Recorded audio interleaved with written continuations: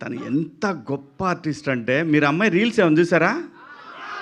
ఓరి బాబోయ్, ఏం ఎక్స్ప్రెషన్స్! నేను నాకు కోర్టు సినిమా చేసేంత వరకు ఎవరి పిల్ల ఏదో ఓకే ఎర్రగా బుర్రగా ఉంది, బాగుంది, తీసుకున్నారు హీరోయిన్ అనుకున్నా. ఆ సినిమా అయిపోయినాక 6 నెలలకి తనకు ఒక రీల్ పెట్టానమాట శ్రీదేవికి. ఏటమ్మా ఇదే అని అన్నా. అస్సలు బాబోయ్, ఇందాక అదే చెప్తున్నాను అందుకు. ఎంత మంచి ఆర్టిస్ట్ అంటే చాలా చాలా మైన్యూట్గా ఉంటాయి తన రీల్స్లో ఇచ్చే ఎక్స్ప్రెషన్స్. చాలా గొప్ప ఆర్టిస్ట్ అవుతుంది, చాలా దూరం వెళ్తుంది. అలాగే రోహన్ ఏదోట్లే అబ్బా, నా ఇష్టం వచ్చిందంట మంగపతి ఇక్కడ. నాకు అది కన్ఫ్యూజు. మాకేమో 90sలో రోహన్ గాడు ఉన్నాడు, ఈడ రోషన్ గాడు, ఎక్కడ తెచ్చేది నేను. సరే, వీళ్ళిద్దరూ very close to my heart. So మంచి డాన్సరు, మంచి టైమింగ్ ఉన్న artist, long way to go. పైగా మనోడి హ్యాండ్ కూడా మంచి లెగ్, బ్రహ్మాండంగా వరుసన మంచి మంచి బ్యానర్స్లో మంచి సినిమాలు చేస్తున్నాడు, మంచి బిహేవియరు. సో ఇది చాలా ఇంపార్టెంట్ అప్కమింగ్ ఆర్టిస్టులకి. సో ఇవన్నీ పుష్కలంగా ఉన్నాయి మా వాళ్ళు. చాలా బాగా చేశాడు ఈ సినిమాలో. మీకు మనోడి డ్యాన్సుల గురించి మీకు చెప్పేదే ఉంది, అందరూ బాగా చేశారు. డైరెక్టర్ గారి కథ నేను విన్నాను, చాలా బాగా చేశాడని చెప్పారు. సో కోన గారి ఆ గొడుగు కింద వీళ్ళందరూ కూడా చాలా సేఫ్ జోన్లో ఈ సినిమా నుంచి నెక్స్ట్ లెవెల్కి వెళ్ళబోతా ఉన్నారు వీళ్ళందరూ. ఖచ్చితంగా కోన గారి ఫోటో వాళ్ళ జీవితకాలం పెట్టుకోవాలి, కొత్త డైరెక్టర్ కానీ వీళ్ళందరూ కూడా. ఎందుకంటే వీళ్ళందరికీ ఎవరికి తెలీదు, ఈవెన్ మన శివగారికి కూడా తెలీదు.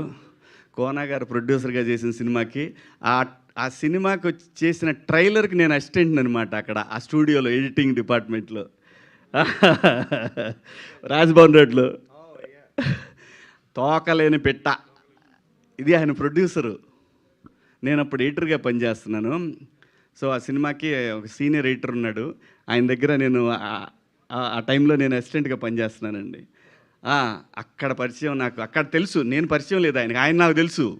కోన గారు ఏదైనా టైం రావాలి. నేను చాలాసార్లు అనుకునేవాడిని, ఎందుకంటే అసలు ఆయన రాసిన కామెడీ స్క్రిప్ట్లు ఎవ్వరు రాయాల. ఈవీవి గారి తర్వాత అంత స్థాయిలో కోన గారు ఆయన స్క్రిప్ట్లు అంత అద్భుతం. కానీ ఎప్పుడు బాధపడేవాడిని, ఎందుకు రావు మనకి, వీళ్ళ దగ్గర నుంచి ఎందుకు క్యారెక్టర్లు రావు అని ఫీల్ అయ్యేవాడిని నేను.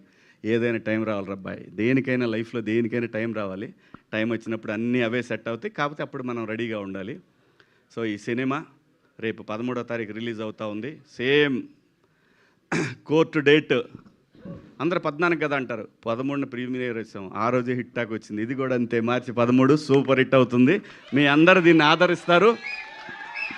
అలాగే అసలు తను టచ్ చేస్తేనే ఒక వైబ్రేషన్ వస్తుంది. తమన్ గారు నాకు చాలా చాలా చాలా చాలా సంవత్సరాల క్రితం తను కష్టపడే రోజుల దగ్గర నుంచి నాకు తెలుసు. నందమూరి తమన్ కావచ్చు, కొణిదెల తమన్ కావచ్చు, తెలుగోళ్ళ తమన్, అది చాలా బాగుంది కదా.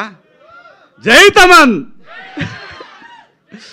సో అందరికీ కూడా పేరు పేరున ఇక్కడికి వచ్చేసిన మీ అందరికి కూడా thank you so much. Thank you Kona garu పిలిచినందుకు.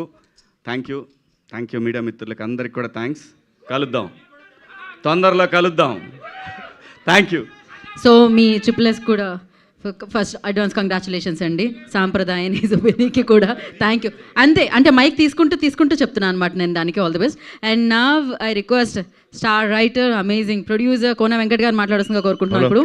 Hello first of all media మిత్రులందరికీ, ఇక్కడ వచ్చిన వాళ్ళందరికీ బిగ్ థ్యాంక్స్. ఎందుకంటే మీకు సినిమా ఏమాత్రం బాగున్నా, ఎంత బాగుంటే దాని ఆకాశం అంతా ఎత్తు పెంచుతారు. ఇలాగ ఈ మధ్యన రిలీజ్ అయిన ఎన్నో సినిమాలు దానికి ఎగ్జాంపుల్స్. అలాగే నేను నా లైఫ్లో, నా కెరియర్లో నేను బాగా ప్రేమించే వ్యక్తులు, నన్ను బాగా ప్రేమించే వ్యక్తులు అందరూ స్టేజ్ మీద ఉన్నారు. వీళ్ళందరూ ఇంక్లూడింగ్ మా తమ్ముడు తమన్, నేను తమ్ముడు తమన్ అంటుంటా. వీళ్ళందరినీ నేను, ఎందుకంటే ఫస్ట్ మా సినిమాకు సంబంధించిన talkie fun part whatever ప్రపంచాన్ని చూపించబోతున్నాం. నేను ఇష్టపడే, నేను ప్రేమించే వాళ్ళ మధ్య జరగాలని నేను వీళ్ళు ఏరి కోరి పిలుచుకున్నా. అలాగే ప్రతి సినిమాకి ఏదో ఒక సినిమా ఉంటుందన్నమాట, ఒక లీడ్.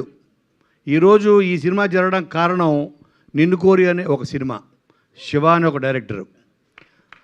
ఒక ఒక మీనింగ్ఫుల్ ఒక గుండెలోంచి వచ్చిన ఒక లవ్ స్టోరీకి ఎంత వాల్యూ ఉంటుంది